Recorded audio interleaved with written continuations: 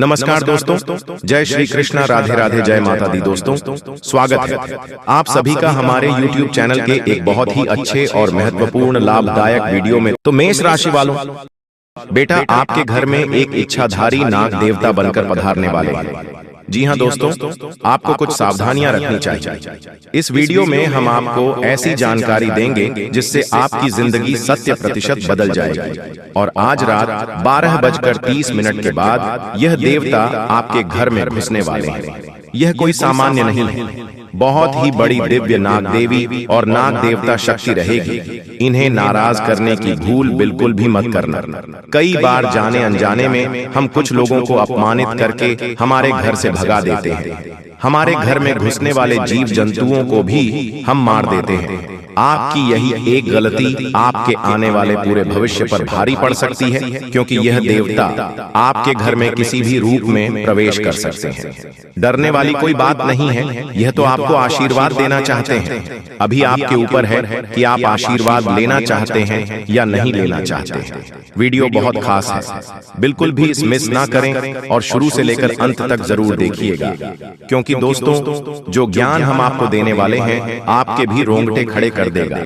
सबसे पहले जो भी महादेव के सच्चे भक्त हैं इस वीडियो को लाइक जरूर करें और कमेंट बॉक्स में जय श्री हरि नारायणन, जय माता लक्ष्मी जरूर लिखेगा और साथ ही साथ श्री साईं नमस्ते जरूर लिखिएगा।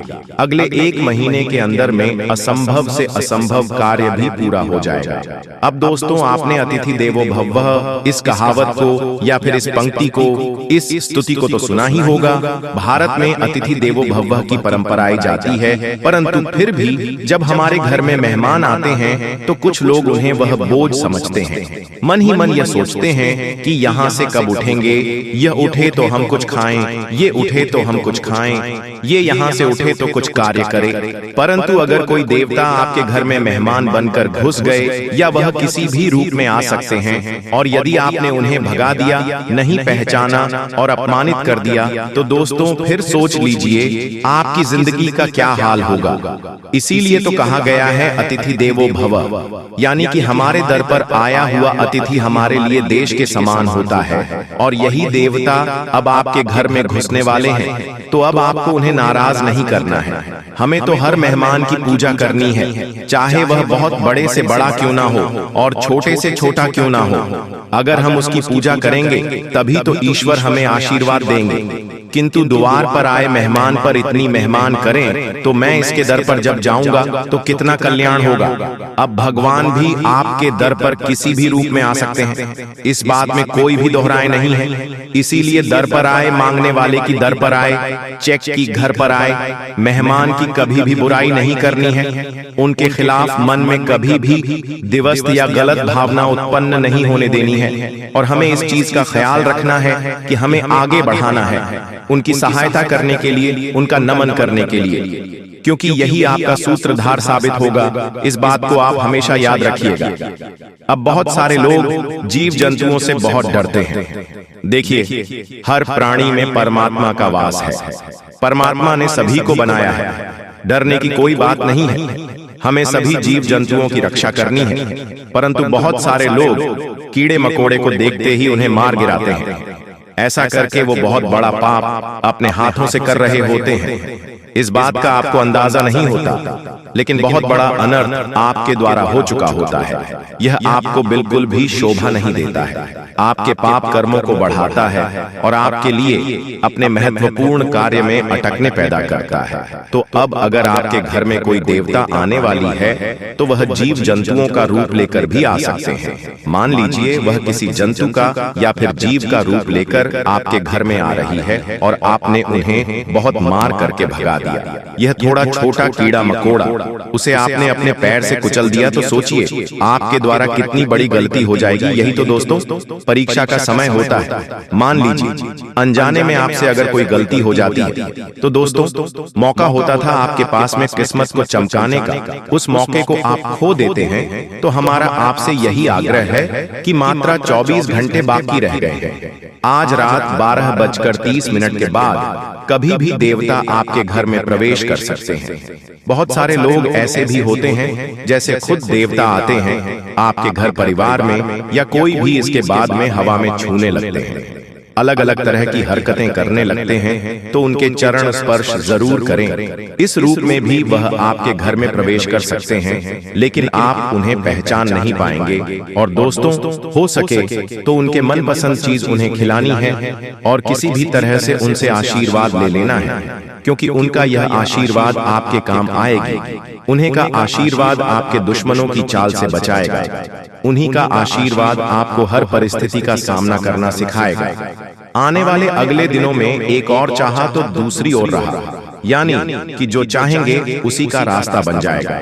परंतु कई बार ऐसा भी हो जाता है कि इंसान मन से जो काम करता है उसका रिजल्ट बहुत अच्छा आता है, और जो लोगों की बातें सुनकर काम करता है उसका परिणाम अच्छा नहीं आता। इसलिए आप भगवान को पूछिए, लेकिन अपने मन से, ना कि किसी दूसरे के कहने पर। अगर आपकी कोई मन्नत पूरी नहीं होती है तो उस भगवान को बदल देते हैं, किसी और भगवान की शरण में चले जाते हैं। वहां पर भी उसकी मन्नत पूरी नहीं होती तो तीसरी भगवान की शरण में चले जाते हैं। और यहाँ तक तो छोड़िए, जब बहुत समय तक आत्म नहीं होता है तो अपने धर्म को छोड़कर किसी और धर्म के पास पहुंच जाता है। मानव यहाँ तक गिर चुका है कि उसे सिर्फ अपना काम पूरा करना है। जी हाँ, तभी वह उन भगवान को मानेगा।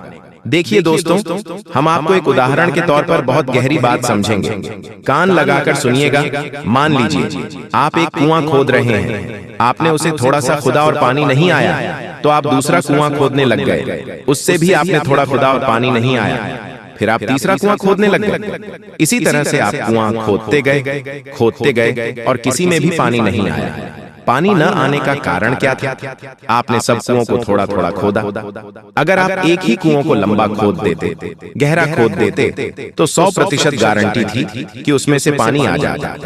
उसी प्रकार से अलग अलग भगवानों को पूछने की गलती मत करिए। चाहे आपका काम बन रहा है या नहीं, किसी एक भगवान की भक्ति में ही लीन रहिए। अगर आपके साथ महादेव की बन रही है तो महादेव से बना लीजिए। राम जी के साथ आपका कनेक्शन बैठा है तो आप राम जी से बना लीजिए। आप कृष्ण जी को मान लीजिए, आप माता रानी को मान लीजिए, लेकिन भक्ति में बदलाव मत करिए। किसी एक ही भक्ति को अपनाइए। आप सब एक हैं, कोई अलग नहीं है। आपका काम जरूर बनेगा, लेकिन आपको एक ही कुएं को गहरा खोदना होगा। क्योंकि दोस्तों, भगवान एक ही है, किंतु उसके रूप अनेकों हैं। जैसे कि दोस्तों, हमने आपको बताया कि यह देवता किसी भी रूप में आपके घर में दस्तक दे सकते हैं। अगर सामान्य आंखों से उन्हें आप नहीं देख पाए तो यह दूसरी बात है, लेकिन किसी का रूप देख करके अगर आपके द्वार पर आते हैं तो चाहे कोई भी आ जाए, मांगने वाला ही क्यों ना हो, उसे आदर सत्कार से कुछ देना है, उसका सम्मान करना है, उसे प्यार भरे ही बोल बोलने हैं, उसे कड़वी बातें नहीं करनी है। यह बात आप खास तौर पर ध्यान रखें, क्योंकि अक्सर जब हमारे दर पर कोई मांगने वाला आता है तो हमारा मुंह बन जाता है। हम उसे कुछ देना नहीं चाहते, हम उसे किसी भी तरह से भागना चाहते हैं। तो यही चीज जीवन में दिक्कत देती है, तकलीफ देती है। अगर भगवान ने आपको किसी को कुछ देने के काबिल बनाया है, देखिए, लेने के काबिल तो नहीं बनाया है, देने के काबिल बनाया है। ये कितनी अच्छी बात है। आपको इसका अभियान रखना चाहिए कि आपको भगवान ने देने के काबिल बनाया है, और पृथ्वी गोल है, और आपके पिछले जन्म में आपकी यह गलती हो सकती है, आपको लेने वाला बना दे। इसीलिए हमें तो आज से ही, अभी से ही हमारे कर्मों को सुधारते रहना है, क्योंकि हमें इस जीवन मरण के चक्र में नहीं फंसना। हमें तो भवसागर पार करना है, और वह भवसागर पार होगा मर्यादा के साथ, आत्मसम्मान के साथ, ईमानदारी के साथ, सत्यता के साथ, और हमेशा सदा सही व्यवहारिकता, सत्कर्म के साथ। तो जिंदगी में यह नियम बना लीजिए कि सभी से प्यार से रहेंगे, सभी से प्यार से बात करेंगे। तो यह दुश्मन ही क्यों ना आपके द्वार पर आ जाए, हमें उसका भी सम्मान ही करना है। तो दोस्तों, आशा करते हैं कि वीडियो में दी गई जानकारी आपको बहुत पसंद आई होगी। वीडियो अच्छी लगी हो तो अपने दोस्तों के साथ, मित्रों के साथ और परिवारजनों के साथ इसे साझा करेगा। साथ ही कमेंट बॉक्स में सच्ची श्रद्धा से जय शिव शंकर, ओम नमः शिवाय लिखकर अपनी मनोकामना भी लिख दीजिएगा, ताकि भगवान आपकी सीधे सुनवाई कर सके।